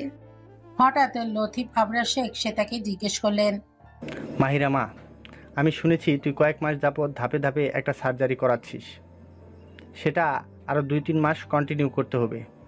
এর মধ্যে তুই তোর আগের চেহারা পুরোপুরি না হলেও প্রায় 100% ফিরে পাবি। তখন কি আমরা তোকে আমাদের মেয়ে মাহিরা হিসেবে পরিচয় দিতে পারবো না? সে তার নিজের আগের চেহারা ফিরে পাওয়ার জন্য অ্যারিসের সম্মতি সহকারে পুনরায় নিজের চেহারা প্লাস্টিক সার্জারি করাচ্ছে। এটি মূলত কানাডার একদল বিখ্যাত ও অতি অত্যন্ত প্লাস্টিক সার্জারির মাধ্যমে করানো হচ্ছে। এর জন্য তাকে ধাপে ধাপে কয়েকবার রিকন স্ট্যান্ডিং ও কসমেটিক সার্জারির মধ্য দিয়ে যেতে হচ্ছে। তার আগের চেহারার ছবিগুলোর মাধ্যমে একটি 3D মডেল তৈরি করে এআই প্রযুক্তি বা মডার্ন মেডিকেল টিম মুখে কাঠামো বিশ্লেষণ করে চেহারার ডিজাইন বানিয়েছে। এইভাবে প্রথমে তার বোন স্টাক মার্কস, এরপর স্কিন গ্রাফ, তারপর নাক, মুখ, ঠোঁট আলাদা আলাদা করে ঠিক করা হচ্ছে। তবে স্কিন কালার টেক্সচার মেলাতে হয় বিশেষ জেনেটিক স্কিন ট্রান্সপার্সন বা সিনথেটিক স্কিন দিয়ে। ইতিমধ্যে সে তার চেহারা প্রায় 50 ভাগ আগের চেহারার মতোই হয়ে গিয়েছে। সেই সাথে বাকিটাও কয়েক মাসের মধ্যে হয়ে যাবে। সে তার লতিফ আবরার শেখের হাত ধরে কোমল কণ্ঠে বলতে লাগলো, আমি আমার নিজের সত্তায় ফিরে যেতে চাই বাবা, নিজের রূপে ফিরতে চাই। আর এর জন্য তোমরা আমায় মেয়ে হিসেবে পরিচয় দিতে পারবে না এমনটা নয়। তোমরা না হয় আমাকে নতুন রূপে নতুনভাবে মেয়ে হিসেবে আগলে নিও। লতিফ আবরা শেখ সে তার মাথায় যত্ন সহকারে হাত বুলিয়ে দিলেন। মিসেস সামিরাও তার মাথায় স্নেহের হাত বুলিয়ে দিতে দিতে বললেন, দোয়া করি তোদের ভবিষ্যৎ জীবন যেন খুব সুন্দর আর সুখের হয়। সুখে শান্তিতে স্বামীর সন্তান নিয়ে যেন সংসার করতে পারিস। শ্বেতা মুচকি হাসলো। পরক্ষণে কিছু একটা নজরে পড়তেই তার ভ্রুজোড়া আচমকা কুঁচকে গেল। মুহূর্তেই জলদয় শক্ত হয়ে গেল তার, কারণ সে সামনে দেখতে পেল লাল চুলের একটি রাশিয়ান যুবতী ড্যাব ড্যাব করে অ্যারিসের দিকে তাকিয়ে রয়েছে, যেন চোখ দিয়ে এক্ষুনি তাকে গিলে খাবে। আবার কিছুক্ষণ পর পর লাল টকটকে লিপস্টিক লাগানো ঠোঁট কামড়ে ধরছে, সেই সাথে রহস্যময় পাকা হাসছে। অথচ অ্যারিসের সেদিকে কোনো খেয়াল নেই। সে কয়েকজন ইটালিয়ান ধন্যান্তর ব্যক্তির সাথে আলাপচারিতায় ব্যস্ত। সে তা এক পলক অগ্নিদৃষ্টিতে তার দিকে তাকিয়ে হাত জোড়া মুষ্টিবদ্ধ করে মেয়েটির দিকে এগিয়ে গেল। লাস্যময়ী দেখতে লাল চুলের রাশিয়ান মেয়েটির নাম নাতালিয়া পেট্রোভা। রাশিয়ান গ্যাংস্টার অ্যালেক্সো পেট্রোভার একমাত্র আদরের দুলালি সে। অ্যারিসের আমন্ত্রণে বাবার সাথে এই প্রথম ইটালিতে আগমন হয়েছে তার। প্যালেসে এসেই প্রথমে তার নজর আটকে যায় সুদর্শন ও কঠোর ব্যক্তিময় অ্যারিসের মুখপানে। যদিও সে জানে কি উপলক্ষে তাদের এখানে আগমন ঘটেছে, কিন্তু কিছুটা দেরিতে উপস্থিতি হওয়ায় অ্যারিসের স্ত্রী মূলত কে সেটা সম্পর্কে সঠিকভাবে সে অবগত নয়। এদিকে সে তার নাতালিয়ার কাছাকাছি হেঁটে এসে বুকে 2 হাত গুজে তার সামনাসামনি দাঁড়ালো। তারপর কঠোর চেহারায় এক ভ্রু উঁচিয়ে অত্যন্ত তীক্ষ্ণ দৃষ্টিতে তার দিকে তাকিয়ে রইল, যেন দৃষ্টির মাধ্যমে ভস্ম করে দিতে চাচ্ছে তাকে। এদিকে নাতালিয়া তার সামনে হঠাৎ একজন সুদর্শনা ও স্লিম ফিগারের আধুনিকতা রমণীকে দেখতে পেয়ে তার দিকে অপলক দৃষ্টিতে তাকিয়ে রইল।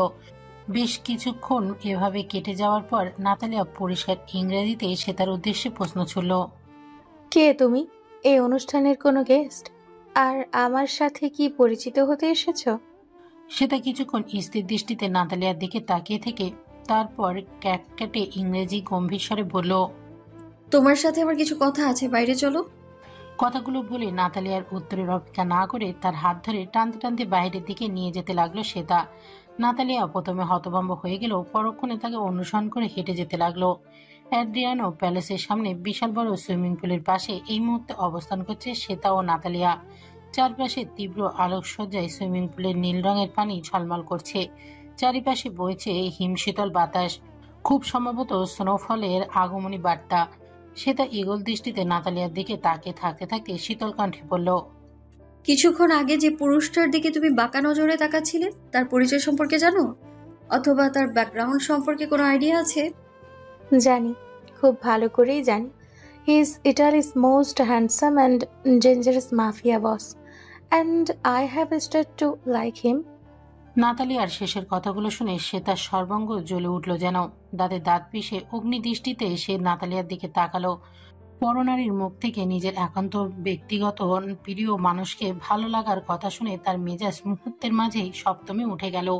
তবুও সে জোরে জোরে নিঃশ্বাস নিয়ে নিজেকে যথাসম্ভব শান্ত করে বলতে লাগলো, তুমি কি জানো সে বিবাহিত এবং তার একজন স্ত্রী আছে? তার স্ত্রী বর্তমানে সন্তান সম্ভবা নারী। নাতালিয়া গা ছাড়া ভাব নিয়ে দায় সারা ভঙ্গিতে বলল, what ever, I don't care. তার স্ত্রী থাকলেও এখন থেকে তার দিকে নজর দিতে কিংবা সুযোগ পেলে তার সাথে ফ্লার্ট করতেও আমি পিছু হটব না। আমার রূপ, যৌবন, সৌন্দর্য ঠিকই তাকে আমার দিকে আকর্ষিত করবে। আর তাছাড়া আমার বাবা রাশিয়ার একজন শক্তিশালী গ্যাংস্টার।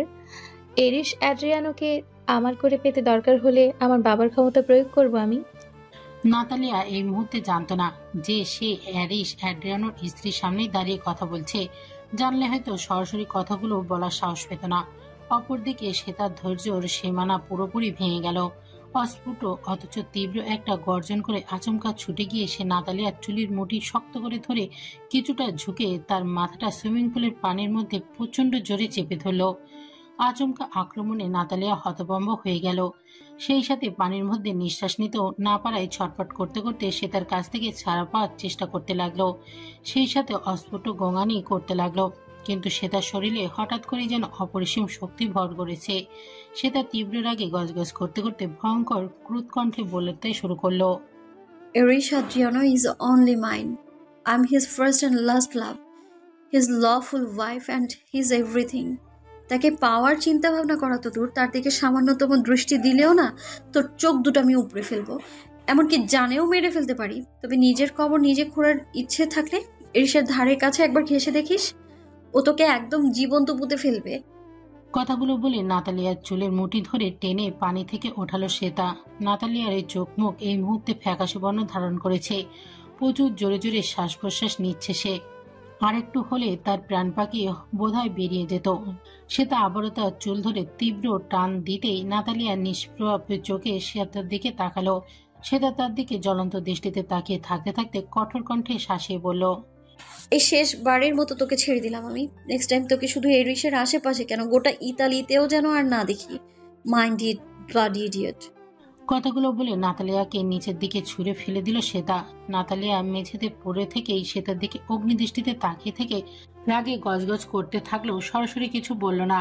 তারপর উঠে দাঁড়িয়ে রাগে কাঁপতে কাঁপতে দ্রুত সেখান থেকে প্রস্থান করলো। নাতালিয়ার চোখের আড়াল হতেই শ্বেতা একটা দীর্ঘশ্বাস ফেলে পেছন ফিরে আবছা আলোর মতোই আচমকা অ্যারিশকে দেখে থমকে গেল। স্ট্যাচুর মতো স্থির দণ্ডায়মান হয়ে শ্বেতার দিকে তীক্ষ্ণ দৃষ্টি নিক্ষেপ করে তাকিয়ে রয়েছে অ্যারিশ। তার এক হাতে একটি ওয়াইনের গ্লাস এবং অপর হাতে একটি জ্বলন্ত সিগারেট ধরে রাখা। দৃষ্টি জুড়ে তীক্ষ্ণতা, ঠোঁটের কোণে চিরচরিত বাঁকা হাসি। সে তার রাগ অ্যারিসের দেখে মোটেও কমল না, বরং তিরতির করে বৃদ্ধি পেল। সে দৃঢ় পায়ে এগিয়ে গিয়ে অ্যারিসের মুখোমুখি দাঁড়ালো।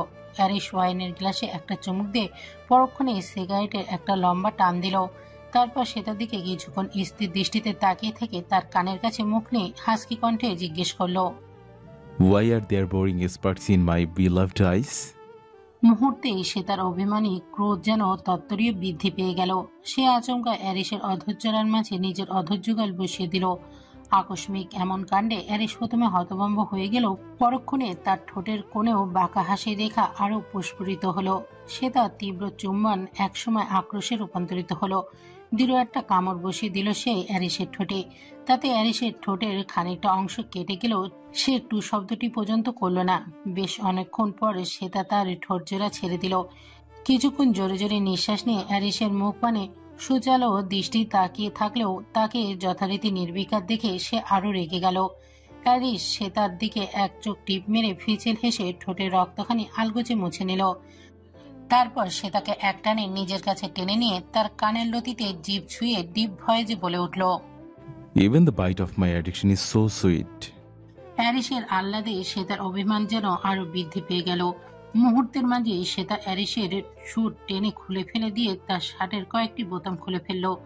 তারপর তার প্রশস্ত ও ফর্সা বুকের মাঝে পরপর দুইটি কামড় বসিয়ে দিল। অ্যারিস তবুও নির্বিকার ভঙ্গিতে দাঁড়িয়ে রয়েছে।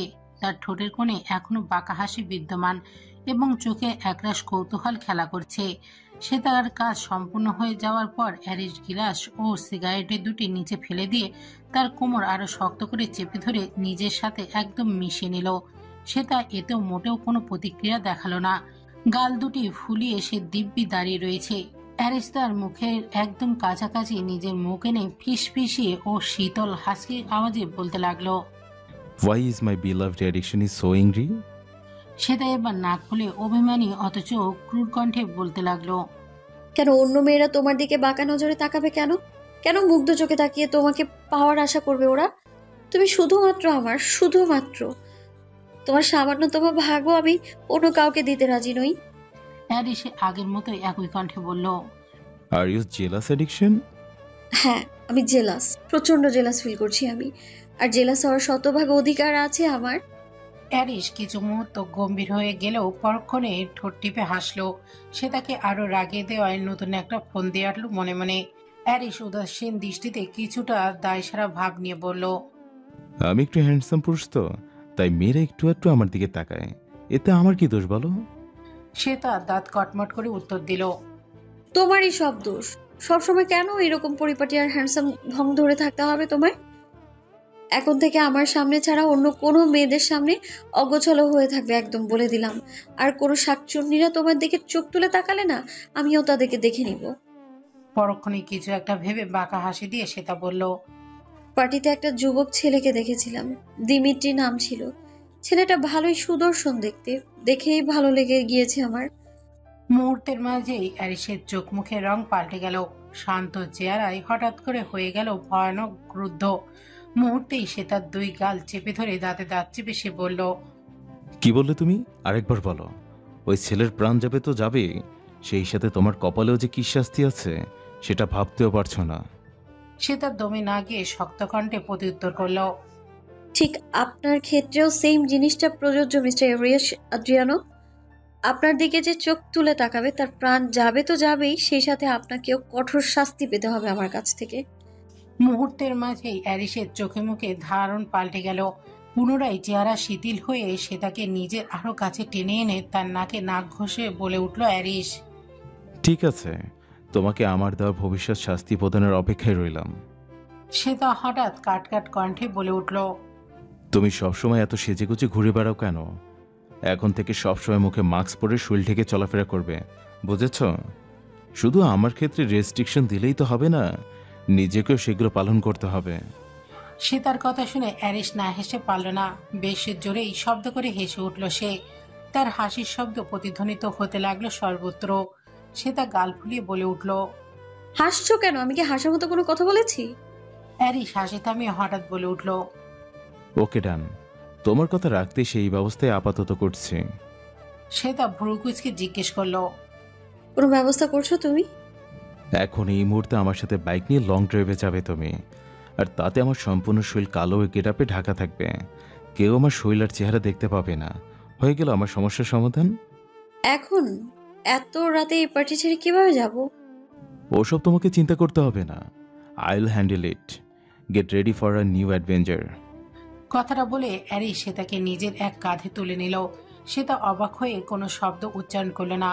অ্যারিসের হুটহাট এমন আচরণে অভ্যস্ত সে, আর এও জানে এই মুহূর্তে কোনো কিছু বললেও অ্যারিস তার কোনো কথা শুনবে না। ইটালিয়ান মিলানের সবচেয়ে বড় হাইওয়ে F4 অটোস্ট্রাডা জুড়ে এই মুহূর্তে জনসাধারণের গাড়ি চলাচলের জন্য রেস্ট্রিকশন জারি করা হয়েছে, কারণ সম্পূর্ণ হাইওয়ে দখল করে নিয়েছে ইটালির অন্যতম পাওয়ারফুল মাফিয়া অ্যারিস আদ্রিয়ানো। কয়েক ঘন্টার জন্য জারি করা হয়েছে এই রেস্ট্রিকশন, কারণ এই সময়টাতে নিজের স্ত্রীকে নিয়ে একান্ত কিছু সময় পার করতে চায় অ্যারিস। ডুকা 8 ডেসমোট এসি D16 আডার NCR M16 নামক ইটালিয়ান সবচেয়ে দামি ও পাওয়ারফুল বাইকটিকে নিয়ে ফাঁকা হাওয়ে জুড়ে প্রায় বাতাসের গতিতে ছুটে চলেছে অ্যারিস ও শ্বেতা। তাদের সম্পূর্ণ শরীর ব্ল্যাক আউটফিটে মোড়ানো, মাথায় ব্ল্যাক হেলমেট, তবে শ্বেতার লম্বা ও বাদামি চুলগুলো বিটময় বাতাসের ছন্দে উড়ে বেড়াচ্ছে। এদিকে অ্যারিস অত্যন্ত ক্ষিপ্ত গতিতে প্রফেশনাল বাইকারদের মতো বাইক রাইড করছে। অবশেষে প্রফেশনাল বাইক রাইডার বলা যায়। তরুণ বয়স থেকে বাইক রাইড করার প্রতি তার অপরিসীম ঝোঁক ছিল এবং এখনো পর্যন্ত সেটা বিদ্যমান রয়েছে। এদিকে সে তার অ্যারিসের পেছনে বসে দুই হাতে তার কোমর শক্ত করে জড়িয়ে ধরে রেখেছে।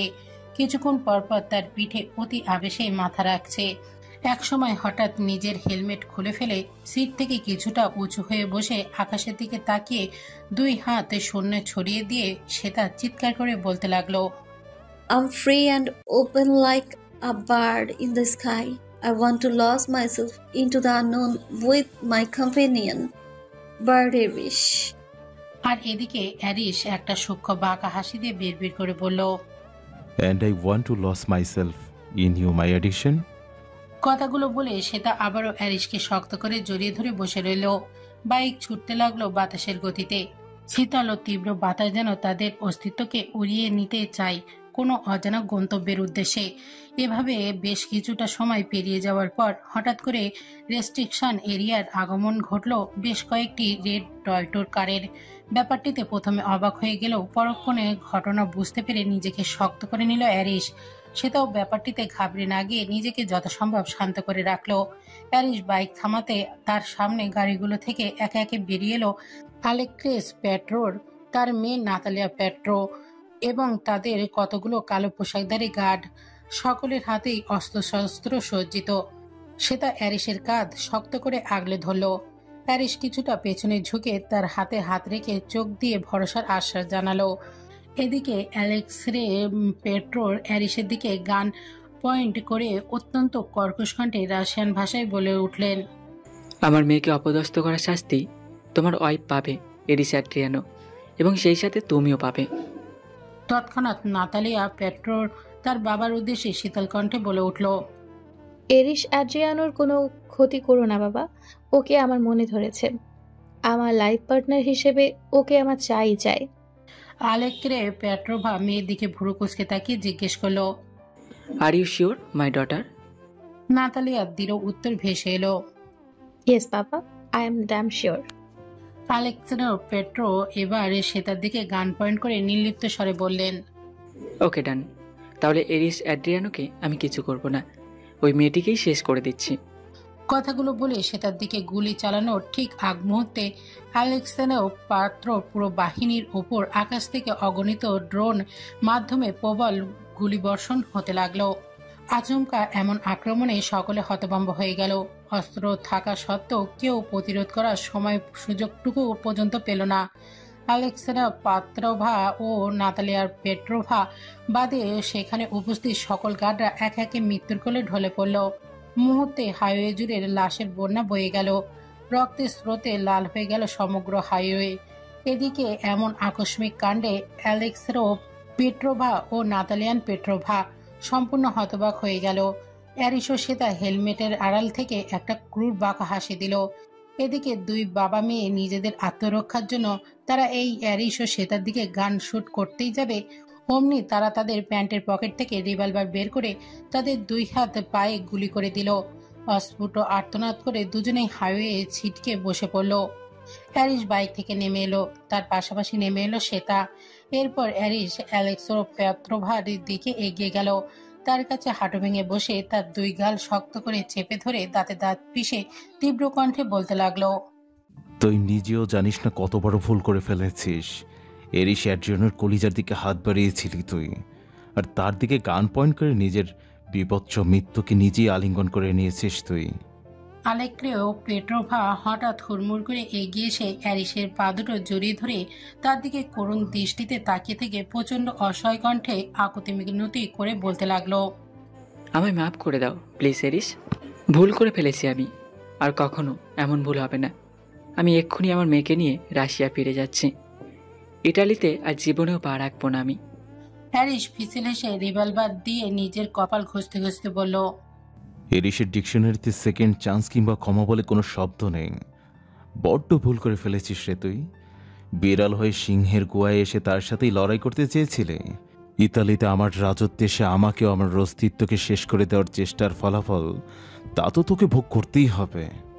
কথাগুলো বলে আর এক মুহূর্ত দেরি না করে আলেক্সান্ডার পেট্রোভার মাথায় রিভলভার ভর্তি সব কয়েকটা বুলেট শুট করে দিল অ্যারিস। মুহূর্তেই এক ছটকা রক্ত ছিটকে তার চোখ মুখে ভরে গেল।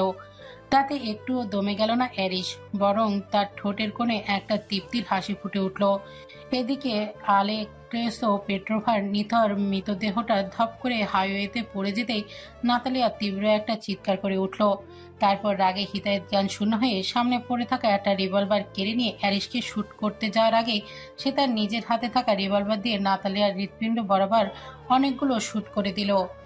নাতালিয়া রক্ত ছিটকে আসলো সে তার চোখে মুখে, তবু সে একদম নির্বিকার রইল।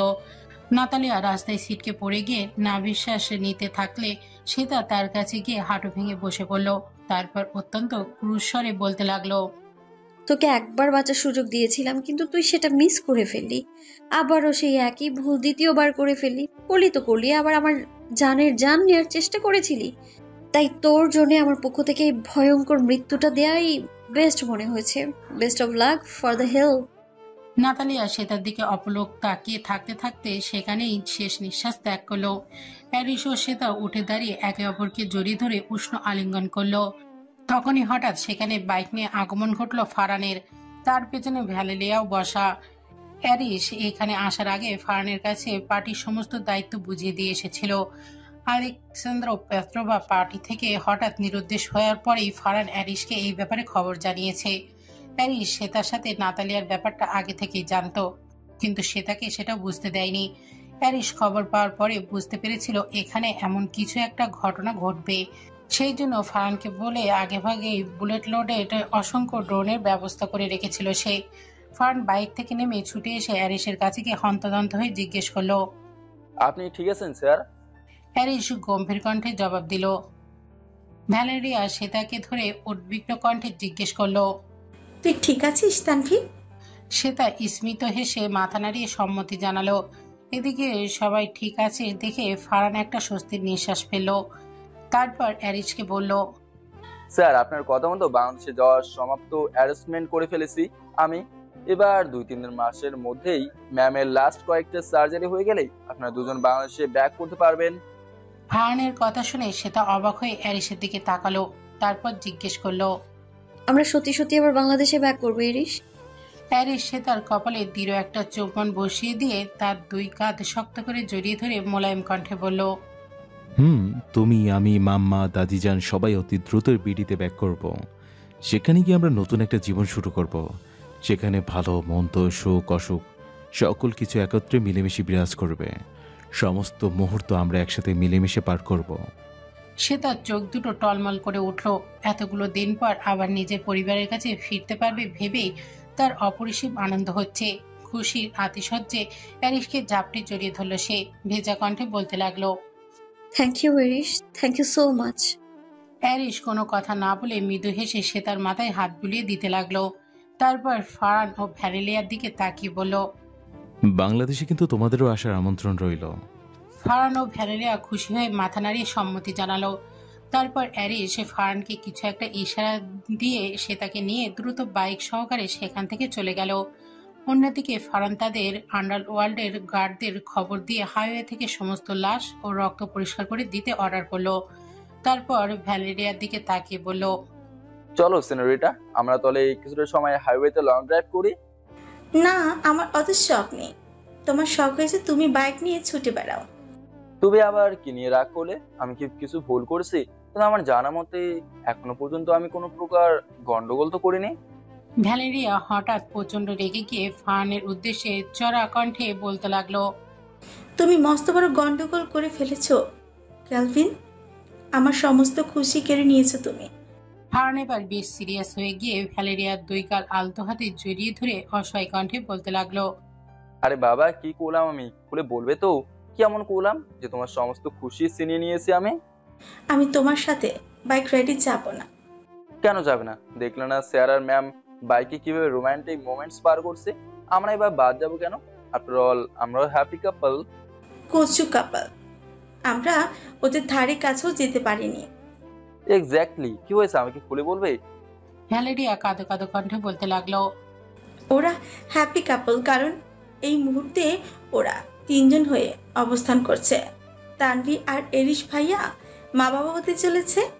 ফারান এতক্ষণে ভ্যালেরিয়ার মন খারাপের আসল কারণ বুঝতে পারলো। সে ফোঁস করে একটা নিঃশ্বাস ছেড়ে দিয়ে ভ্যালেরিয়াকে বুকে টেনে নিয়ে বলতে লাগলো, খুব দ্রুত আমাদের ঘর আলো করেও একটা ছোট্ট সোনামণি আসবে, দেখো। কখন? আগে বাসায় গিয়ে নেই, আজকের মধ্যে আমাদের সন্তানের বন্দোবস্ত করব, আমি কথা দিলাম। ফারানের এহেন কথায় ভ্যালেরিয়া ভীষণ লজ্জা পেল। লজ্জায় রীতিমতো ব্রাশ করতে লাগলো সে। ফারান ঠোঁট টিপে হেসে ভ্যালেরিয়ার কপালে একটা আলতো চুম্বন বসিয়ে দিল। তারপর তাকে কোলে তুলে বাইকের ব্যাক সাইডে বসিয়ে দিয়ে নিজে সামনের সিটে বসে পড়ল। তারপর ভ্যালেরিয়ার মাথায় হেলমেট পরিয়ে দিয়ে নিজেও হেলমেট পরে নিল। ভ্যালেরিয়া তার কোমর পেঁচিয়ে ধরে পিঠে মাথা রাখতেই সে রুদ্ধশ্বাসে বাইক স্টার্ট দিল। মুহূর্তেই বাতাসের গতিতে বাইক এগিয়ে গিয়ে হারিয়ে গেল কোনো অজানা গন্তব্যের উদ্দেশ্যে। ঈশা, দাঁড়াও বলছি, আস্তে দৌড়াও, পড়ে যাবে কিন্তু। আমি তোমাকে এখনই ধরে ফেলবো, তখন কিন্তু আর আমার কাছ থেকে বাঁচতে পারবে না। ঈশার পিছু পিছু ছুটতে ছুটতে একদমই কথাগুলো বলল রাত। অপরদিকে ঈশা তার কোনো কথা না শুনে অসংখ্য পাথর খচিত পাহাড়ি ঝর্ণার মাধ্যমে সৃষ্ট পুরু ও স্বল্প জলরাশি সমৃদ্ধ স্রোতস্বিনী পাড়ি দিয়ে খিলখিলে হাসির ধ্বনিতে একটানা ছুটে যাচ্ছে। তার হাসির শব্দ প্রতিধ্বনিত হচ্ছে পাহাড় ঘেরা প্রকৃতির সৌন্দর্য মণ্ডিত স্থানটিতে। ঈশার পরনে একটি পার্পেল কালারের একটি লং গাউন, কাঁধ অব্দি স্পাই করা লম্বা কালো চুলগুলো বাতাসের তালে তালে একটানা উড়ে বেড়াচ্ছে। অপরদিকে রাত ঈশাকে ধরতে বদ্ধপরিকর। এক সময় নদীর মাঝামাঝি এসে ঈশাকে ধরে ফেলল সে। এরপর পেছন থেকে তার কোমর দুই হাতে জাপটে জড়িয়ে ধরল। ঈশা ধরা পড়ে যাওয়ায় বারবার মুক্তি পাওয়ার জন্য ছটফট করতে লাগলো, কিন্তু রাত কিছুতেই ছাড়ল না তাকে। রাত ঈশার কানের কাছে মুখ এনে ফিসফিস করে বলল, খুব তো পালাতে চেয়েছিলে আমার কাছ থেকে, পেরেছো কি? সেই তো আমার কাছে ধরা পড়তেই হলো তোমায়। ঠিক এভাবে আজীবন আবদ্ধ করে রাখবো তোমায়। রাতের এই কথাতে ঈশা সম্পূর্ণ স্থির হয়ে গেল। তারপরে তড়িৎ গতিতে তার দিকে ঘুরে দাঁড়িয়ে দুই হাত দিয়ে তার গলা পেঁচিয়ে ধরে তার চোখে চোখ রাখলো। মুখে বাঁকা হাসি রেখা ফুটিয়ে তুলে বলে উঠল, আজীবন যে আমি তোমার কাছে আবদ্ধ থাকতে চাই মিস্টার হাজবেন্ড। রাত ঈশার গলায় নাক ডুবিয়ে দিয়ে গভীর স্বরে বলল, আমিও অমৃত্যু তোমার কাছে আবদ্ধ। কথাটা বলেই ঈশাকে দুই হাতে আগলে নিয়ে শূন্যে তুলে নিল রাত। তারপর তার কোমর পেঁচিয়ে ধরে ক্রমাগত ঘূর্ণিপাক খেতে লাগলো। প্রথমটায় ঈশা বেশ ঘাবড়ে গেলেও পরক্ষণে বেশ আনন্দ অনুভব হতে লাগলো তার। দুই হাত দুই দিকে ছড়িয়ে আকাশের দিকে তাকিয়ে কিলকিল করে হাসতে লাগলো সে। তার হাসি সংক্রমিত হয়ে পড়ল রাতের ঠোঁটের কোণেও। দুজনে তীব্র আনন্দময় হাসির চারিদিকে প্রতিধ্বনিত হতে লাগলো। বিয়ের কিছু মাস পর ঈশাকে নিয়ে সিলেটের জাফলংয়ে বেড়াতে এসেছে রাত। এতগুলো দিন নিজের বিজনেস ঠিকভাবে দাঁড় করানোর জন্য এবং সেটাকে আরো শক্ত পর্যায়ে নিয়ে আসার জন্য সে কঠোর পরিশ্রম করে গিয়েছে। ঈশাও তাকে সবটুকু দিয়ে সাপোর্ট করেছে। তারপর ঈশার বাবা ও আনিমুল আলমের পক্ষ থেকে হানিমুনের উপহার হিসেবে তাদের দুজনকে ব্যাংককের টিকিট কেটে দেওয়া হয়েছিল। তবে ঈশার আবদার ছিল নিজের একান্ত প্রিয় মানুষকে নিয়ে সমগ্র বাংলাদেশের সমস্ত দার্শনিক স্থান ঘুরে বেড়াতে চায় সে। যদিও বিয়ের আগে পরিবার ও বান্ধবীদের নিয়ে অসংখ্য জায়গায় ঘুরে বেরিয়েছে সে, কিন্তু নিজের স্বামীকে নিয়ে কখনো তো আসা হয়নি। সেই জন্যই মূলত তার এমন ইচ্ছা।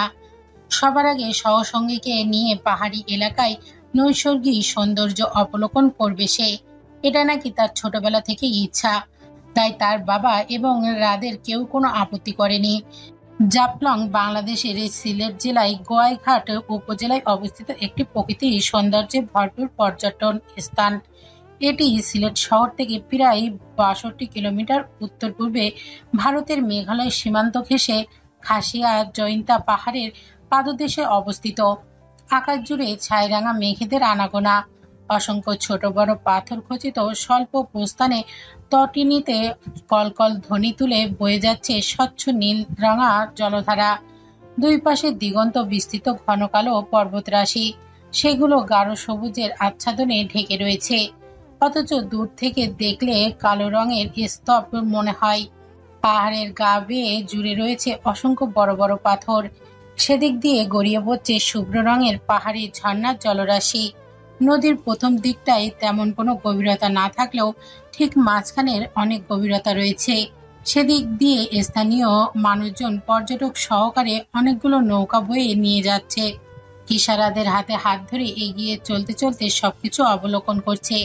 এই মুহূর্তে তার পরনে রয়েছে সাদা রঙের একটা লম্বা ফ্রক ও সাদা জিন্স। প্রশস্ত ফ্রকটা বাতাসের তাড়নায় বারবার ফুলে ফেপে উঠছে। রাদের পরনে রয়েছে সাদা শার্ট ও কালো জিন্স। ঈশা হঠাৎ রাদের হাত ছেড়ে দিয়ে সামনে এগিয়ে নদীর ধারে গিয়ে বসে। কিছুক্ষণ পানি হাতে নিয়ে খেলা করলো।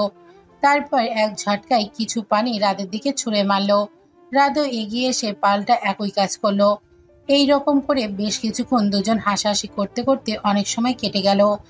তারপর তারা দুজন একত্রে একটা নৌকাতে উঠে বসলো।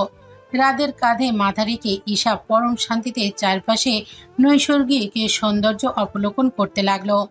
চলতে চলতে একটা সময় নৌকা এসে থামলো একটা নির্জন দ্বীপে।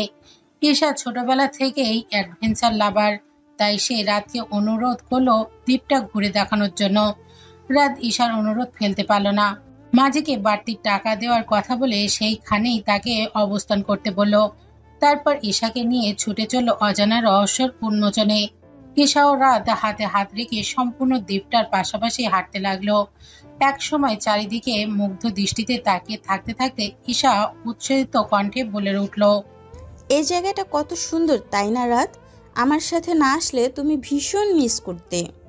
রাত একটা দীর্ঘশ্বাস ফেলে বলল, প্রিয়তমা বউ যখন হয়েছ তখন তোমার আবদার তো রাখতেই হবে। ঈশা চোখ ছোট ছোট করে বলল, তার মানে তুমি এখানে নিজের ইচ্ছায় আসোনি?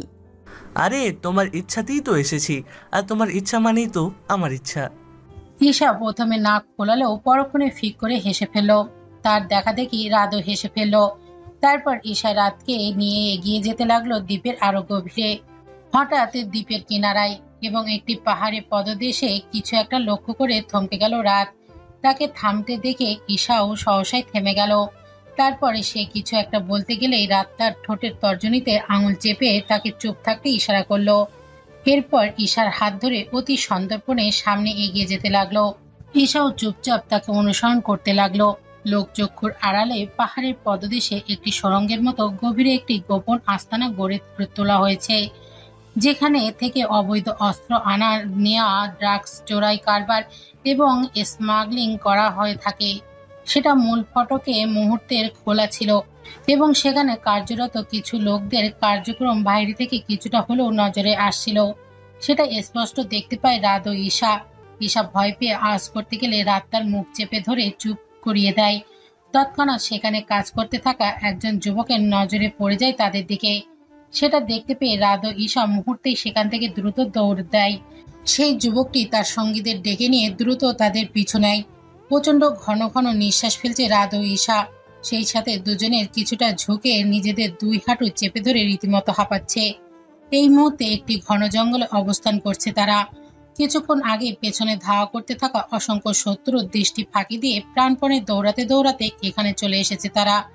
এই জঙ্গলটা তাদের কাছে অচেনা হলেও এটি বর্তমানে তাদের জন্য নিরাপদ আশ্রয়স্থল, কারণ এই মুহূর্তে অচেনা শত্রুদের আশেপাশে কোথাও দেখা যাচ্ছে না।